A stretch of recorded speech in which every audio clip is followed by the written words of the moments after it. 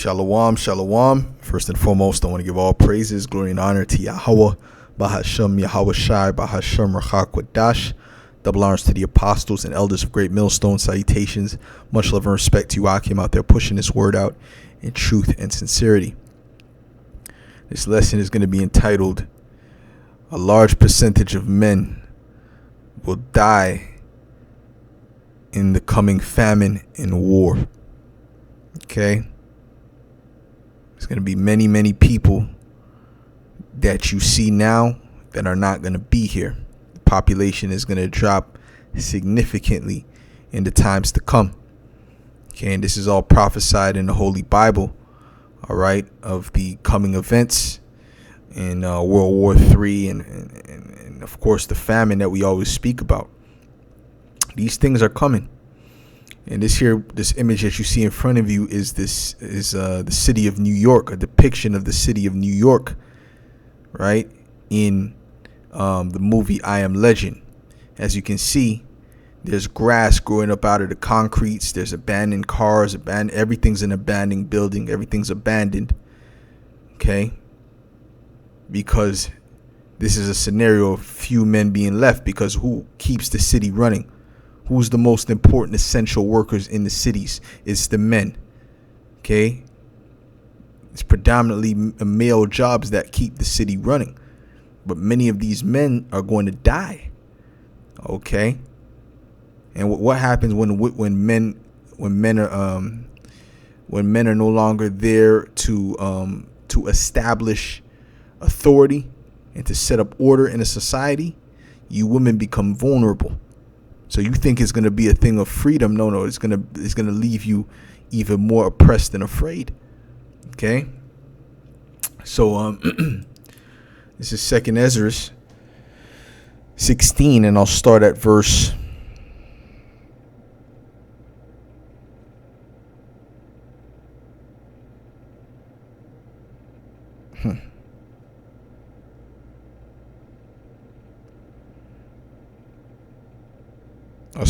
21. It says, Behold, victuals shall be sold good cheap upon earth, that they shall think themselves to be in good case. And even then shall evils grow upon the earth, sword, famine, and great confusion. Okay, confusion meaning meaning with, fusion meaning mixture. People are not going to know what to do. Their thoughts are going to be conflicted. They're going to be beside themselves because they really could not imagine the things that are getting ready to come, even though we've been telling them that this was coming. It says, For many of them that dwell upon earth shall perish of famine, and the other that escape the hunger shall the sword destroy. And the sword represents the weaponry. Okay, it's going to be the sword. Of course, the sword's dealing with the war. All right, that's where the mass majority of these men are going to die, dealing with the sword. But also the sword within the cities is going to be great. Okay, the dead that are going to be piled up in these cities is going to be great. Whoever's left. All right, it says, and the dead shall be cast out as dung, and there shall be no man to comfort them, for the earth shall be wasted, and the cities shall be cast down. And this is an example of the cities being cast down, the image that I've shown you. Okay, the image that I showed you, excuse me. Okay, it says the tree shall give fruit, and who shall gather them, right? You have the city workers that tend to the streets and that trim the trees, and you have different workers that gather the fruits, the apples and the strawberries that you see in your local grocery stores. It takes workers to gather those things. What happens when there's no workers? What happens when the majority of people are dead? Okay, it says the grapes shall ripen, and who shall tread them? For all places shall be desolate of men, so that one man shall desire to see another and to hear his voice. And we saw that in the movie I Am Legend. We saw him. He started talking to himself. He even had a fake friend, okay, imaginary friend that he was talking to, because he desired to hear the voice of another human. Okay, we're coming to that time where very, very few men specifically are going to be left. And you women are just the ones of you that are not of the elect. You're going to be left to suffer, but then you're going to eventually perish in horrific ways. Okay, the Lord has great judgment set up. It says, for of a city there shall be 10 left. Imagine a whole city, only 10 people left in a city. That could, if in this particular time, that wouldn't even be called a city. Okay, so just imagine all these buildings around, all these downtown areas, and so on and so forth, but 10 people left. 100 people left, 1,000 people left, right? 10,000 people left. That's not a lot of people at all, man. That'll be hard for you to come across anybody in this city, right? Just naturally, just walking without any technology or anything like that. If there was 10,000 people left in Montreal or 10,000 people left in New York, these are big places. These are not small places, man. Okay.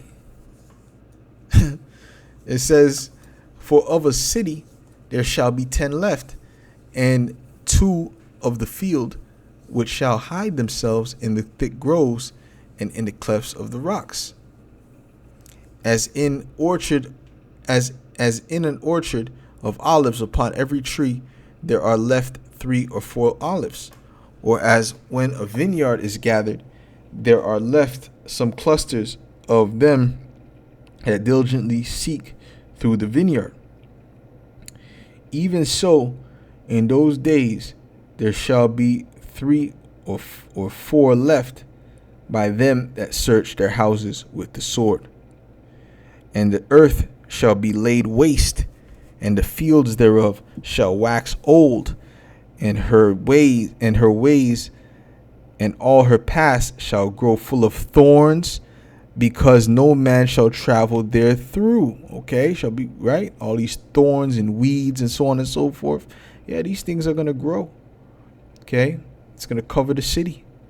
City's gonna become abandoned, which is a sign that there's very few men left. Okay, it says, the virgins shall mourn, having no bridegrooms, and the women shall mourn, having no husbands. Their daughters shall mourn, having no helpers. Right. So you're going to see that it's going to be there's going to be a lot of sorrow for you women when you find out there's no men there to protect you. Okay. It said, in the wars shall there, or to establish order, right, which protects you. It says, in the wars shall their bridegrooms be destroyed, and their husbands shall perish of famine. Right. So in the wars and in the famine, these men are going to perish. Okay, the famine is no joke, and the war is going to be no joke. Okay, and a lot of people are not going to make it. A lot of people are not going to make it. This is Jeremiah 9 and verse 21. It says, for death is come up into our windows, and is entered into our palaces, to cut off the children from without, and the young men from the streets. Speak thus, saith the Lord, even the carcasses of men shall fall as dung upon the earth, upon the open field, and as the handful after the harvestmen, and none shall gather them. There's not even going to be enough people to bury them. They're not going to have enough time to bury them because of the chaos, because of the fear. Okay? You understand? This says, thus saith the Lord, thus saith Yahweh Ba'ashem Yahushai, let not the wise man glory in his wisdom, neither let the mighty man glory in his might. Let not the rich man glory in his riches, but let him that glorieth glory in this, that he understandeth and knoweth me. That's the only thing we should glory in, that we know and we understand Yahweh Ba'ashem Yahushai. That I am Yahweh, which exerciseth love, loving kindness, judgment, and righteousness in the earth. For in these things I delight, saith Yahweh. Okay, so these times are coming. Okay, these times are coming, and we're preparing your mind for the times that are ahead. Okay, and it's not going to be pretty. It's not going to be pretty. It's not going to be something that's just, that you're just going to get, that you're just going to adapt to like that. No, it's going to take time to get used to these particular conditions, and seeing dead bodies and people that are all gone and perish. Even for the elect, we're gonna have to get used to it. We're gonna have to just we're gonna have to stay in the spirit. Okay? Because these things are not normal. It's not normal to us and how we've been living. This is Ezekiel 4.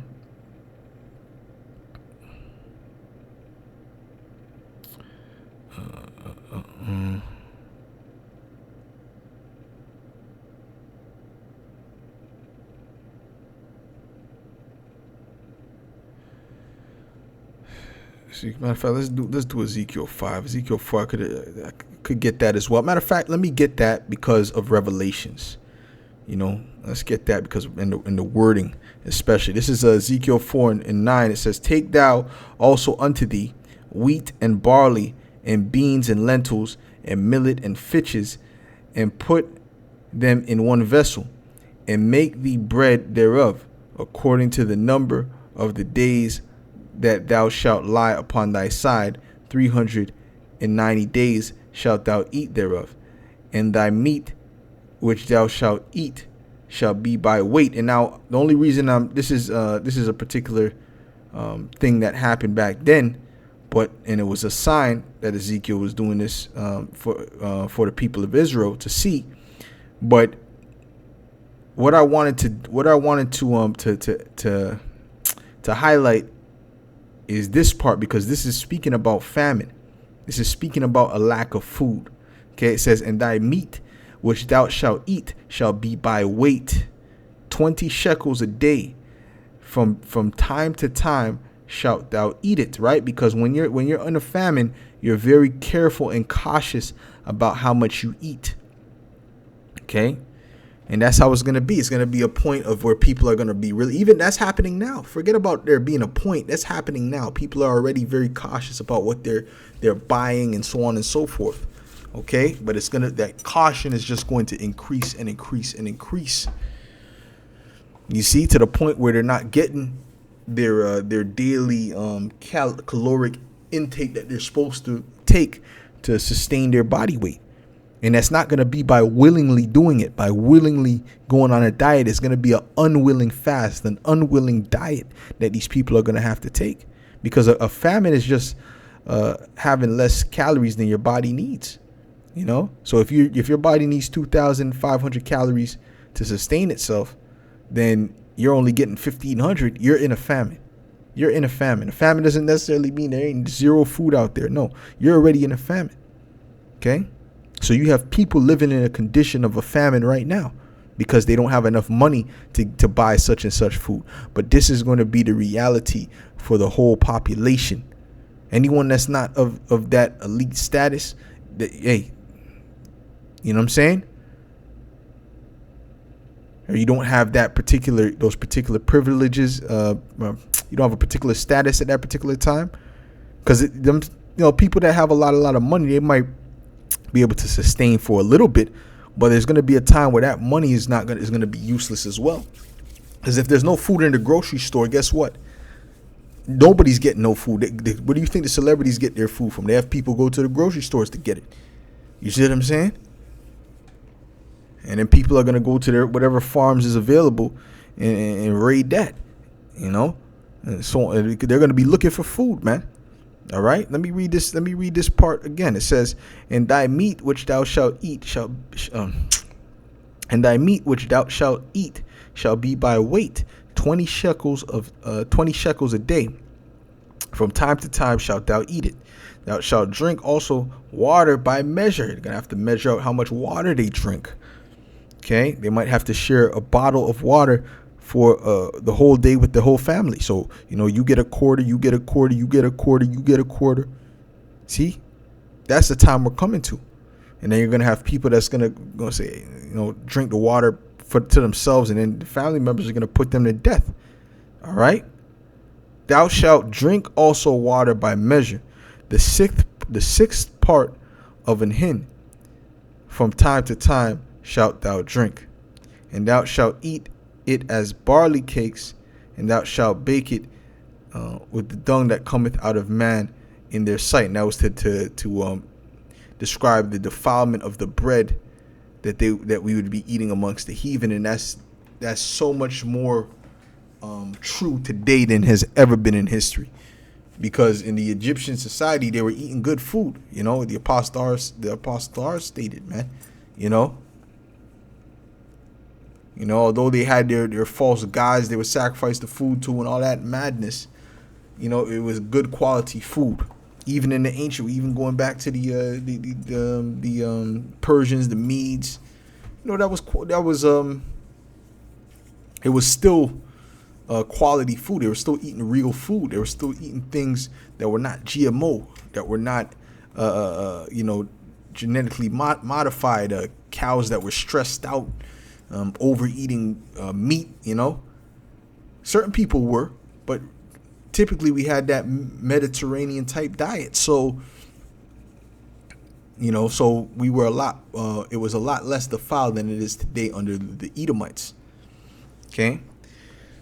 So what I want to get is Revelations 6.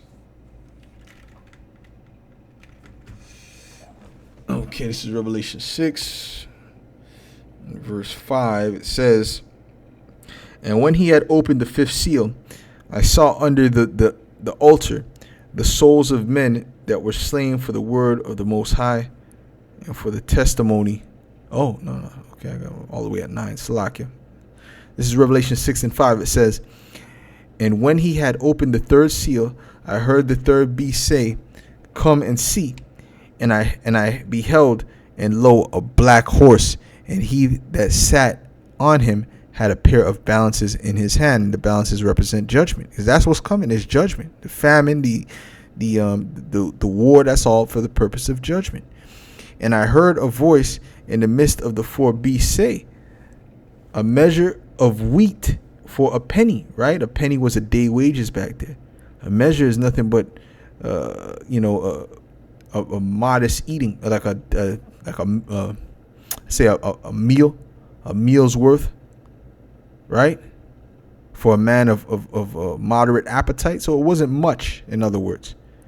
"And three measures of barley for a penny. And see thou hurt not the oil and the wine." And it shows you it's the spirit, how things are moving now, because brothers are now doing the intermittent fasting and things like that. And that's the Lord speaking, man. You see brothers doing it now. Well, my spirit's not into it. Well, maybe your spirit needs to get into it, because it is a good thing for you. And this is how we ate in the ancient world, man. A lot of times brothers use that, spirit is not on me. They'll use that as an excuse, right, to not do what they need to do, because that you need to do that, man. These type of things are good for you. It's beneficial, especially in the times that we're coming into, man. And you need to try to fight as hard as you can. As I'm trying to fight. I'm trying to fight to do certain things, man. But I've been eating one meal a day, pretty much, that's pretty much what I do, one meal a day for most days. Every now and then I'll have a snack outside of that, or, a smoothie or whatever the case may be. But that's typically what I eat. And my body is accustomed to that now, which is a beautiful thing. To Wadi Al Bashim Al Shai for that. Okay. But there's other things I need to do. I need to get to eat, not just eat one meal a day, but eat the healthiest possible meals per day. Get into a vegetable and fruit diet. I need to get into this and that. And these are things that is a daily fight. Okay. It's a daily fight. But we're coming to times like this, and the Lord is molding us in the spirit. Okay. And yes, the flesh also, what you doing for your body translate to your spirit. Okay. This is a temple, right? It says, "And I heard," I'm going to read that again. "And I heard a voice in the midst of the four beasts say, 'A measure of wheat for a penny, and 3 measures of barley for a penny. And see thou hurt not the oil and the wine.'" The oil and the wine represents this wisdom and knowledge. Okay.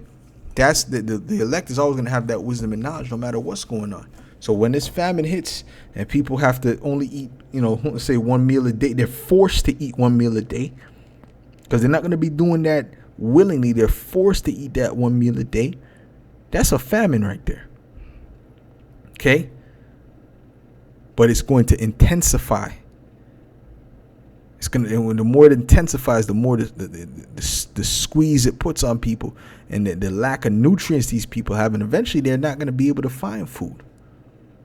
That's when things are gonna get real. And then they're gonna what? They're gonna start to what? Eat human flesh, eat other people, eat their pets. It's gonna start with that, eating their pets and eating leaves off a tree and all this extra stuff. And then they're gonna start looking to hunt and eat people. Okay. And guess what? Those Edomites are gonna be the quickest to do that, because you're gonna find out how low these Edomites are when things get real. It says, and when he had opened the fourth seal, I heard the voice of the fourth beast say, come and see. And I looked, and behold, a pale horse, and his name that sat on him was Death. Okay, because the image of being pale is synonymous with death. So these Edomites, not only are they red, right, but they're also pale, right? So they're synonymous with crime and death. Okay, it says, and hell followed with him. See, so when this famine and all that comes, death and hell is coming with that. And the hell is not speaking about the place where you burn forever, man. Okay, you know what I'm saying? With a guy with a tail and a pitchfork, and he's poking you and throwing you in a lake of fire, so you could swim with the other wicked souls. That's a fairy tale. That's not in the Bible. Okay, this hell is speaking about the condition that you're gonna be in on earth. Okay, that's what it's speaking about, right? But it's also speaking about the grave, because the grave, after death, where do you go? You go to the grave, because the hell really just means the grave, but it can also mean a condition on earth. All right, so, hey, there's going to be a lot of death. There's going to be a lot of hell. There's going to be a lot of hell on earth, but there's going to be a lot of people also going into hell, into them graves. It says, and power was given unto them over the fourth part of the earth to kill with sword and with hunger and with death and with the beast of the earth. Ooh, the angels are going to be let loose, baby.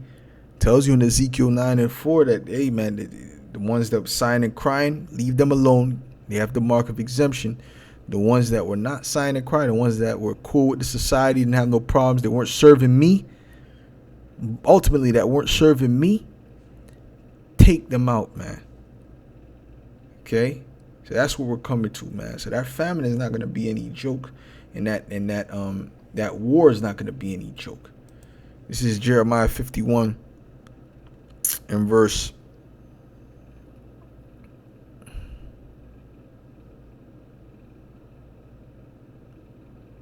6. It says, flee out of the midst of Babylon and deliver every man his soul. Babylon is America. Be not cut off in her iniquity, for this is the time of the Lord's vengeance. He will render unto her a recompense. And what's that recompense? For her to be destroyed with nuclear fire. Okay, so there's going to be a lot of people that are going to leave from Babylon. A lot of these people from these other nations, they're going to leave from Babylon because they're going to understand that war is on the horizon. It's going to be drafts, okay, and people are going to be forced to fight. See, now the Apostle, he put out an article that said there's like a partial draft. That's like a partial thing that they're looking to do. Well, soon there's not going to be no partial draft or whatever the hell they're talking about. It's going to be a full-on draft. They're going to send you a letter. You better come fight or else. Right now, they're probably starting with people who've already, signed up for the military, they're already registered or whatever the case may be. But trust me, when that thing gets real, they're going to, is he able-bodied? Is he healthy? He's fighting. He's fighting. He's fighting. Okay, it says, Babylon hath been a golden cup in the Lord's hand that made all the earth drunken. The nations have drunken of her wine. Therefore, the nations are mad, meaning the nations are crazy. Okay? What wine is that speaking about? The philosophies of America. See, Babylon is suddenly fallen and destroyed. How for her take balm for her pain? If so, she may be healed. Okay, but Babylon's not going to be healed. Ultimately, Babylon is going to be destroyed. And this is why the Lord is gathering these nations. Let's get Joel the 3rd chapter. He's gathering these nations for the wickedness of Babylon and for the controversy of Zion. Okay? See, this is Joel 3. And not just Babylon, the wickedness of Esau in general.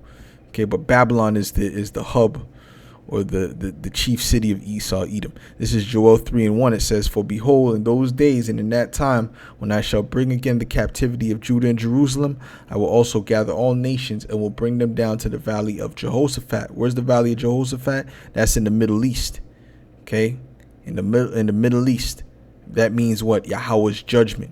Yahweh Shaphat. That's how you say that in the ancient Hebrew. It says, and will plead with them there for my people and for my heritage Israel, whom they have scattered among the nations and parted my land. And when you look up this word plead, that word is judge. Let's look it up to make sure. Yep, shapat, meaning judge, shall judge them there for my people. So it's not the, oh, please, can you give me the Israelites? Can you let them, my people, go? No, he's going to judge them. He's going to put them to death. Okay, and guess what? There's going to be Israelites that's going to be put to death as well, because guess what? They're preparing a table for that truth. They're fighting with the enemy. Don't you understand that Esau couldn't do what he was doing if the Most High didn't put the spirit on Jake to help him, man? Okay, a lot of these things Esau needed the help of Jake, Israelites, to help destroy their own people. How did we get sent into captivity? It was other Israelites rounding up Israelites too. The Native American scouts, they were helping the so-called white man. So listen, they're gonna die too. They're gonna get judged too, right along with the devil. Okay, don't get it twisted, man. But understand, man, the amount of dead bodies that's gonna be there, man, that's gonna be